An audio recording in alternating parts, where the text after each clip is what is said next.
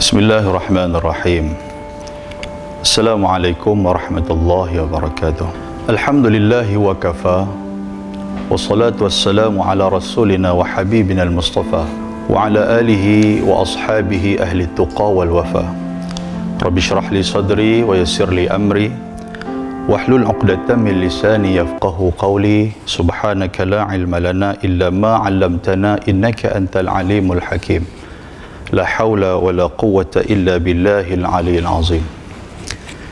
Sidang penonton yang dirahmati oleh Allah Subhanahu wa taala. Setiap yang bermula itu pasti akan ada penghujungnya. Setiap yang hidup pasti akan ada kematian. Begitulah keadaan lumrah dan juga sunnatullah yang telah Allah Subhanahu wa taala hidupkan kita di atas dunia ini. Dimulakan dunia ini dan suatu ketika nanti akan diakhirkan dunia ini, dan pengakhiran itu disebut sebagai Yaumus Sa'ah ataupun Yaumul Qiyamah. Pada hari ini saya ingin berkongsi dengan sidang penonton sekalian mengenai ujian yang berlaku pada hari kiamat. Sebelum Allah Subhanahu wa taala menghancurkan dunia ini, Allah taala akan memberikan ujian kepada kita umatnya, kepada kita hambanya, untuk melihat siapakah di kalangan kita yang benar-benar beriman kepada Allah Subhanahu wa taala. Sedar ataupun tidak, kita telah berada di dalam fasa yang telah disebutkan oleh baginda Nabi sallallahu alaihi wasallam. Seperti yang disebutkan dalam sebuah hadis riwayat Imam Ahmad. Huzaifah ibn al-Yaman yang meriwayatkan hadis ini, dia menyatakan bahawa Nabi sallallahu alaihi wasallam memberikan satu kabar yang ketika mana sahabat mendengar, mereka berasa gerun dan mereka berasa takut dengan khabar itu, iaitulah tentang fasa-fasa kehidupan manusia bermula daripada alam nubuwah, bermula daripada masa ataupun fasa nubuwah sehinggalah kepada fasa kita ini. Ada beberapa perkara yang telah digariskan oleh Nabi SAW. Yang pertama, Nabi menyatakan takunun nubuwah fikum masya'allahu an takun summa yarfa'uha tabaraka wa ta'ala idza sya'a. Yang pertama, Nabi kata kamu akan menghadapi fasa nubuwah, yang mana fasa bermula daripada Nabi Adam sehinggalah berakhirnya khatamin Nabi, iaitulah Nabi Muhammad sallallahu alaihi wasallam. Summa takunul khilafah ala minhajin nubuwah.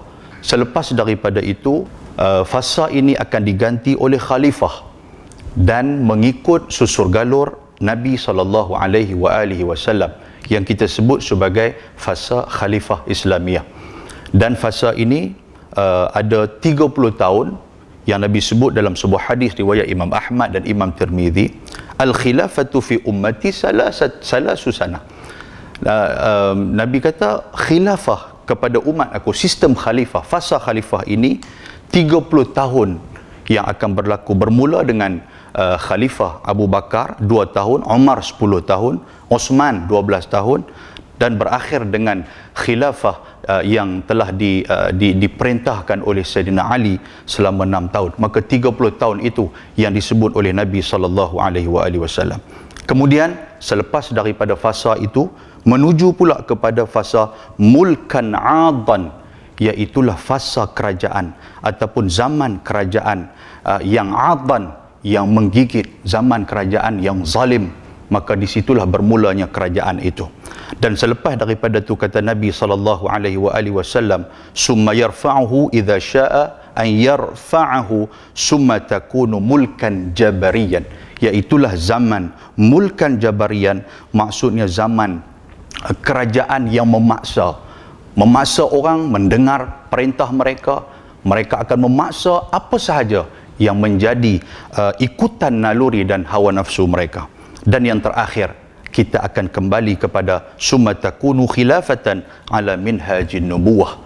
Nabi kata akan kembali kepada khilafah, iaitulah mengikut susur galur Nabi sallallahu alaihi wasallam.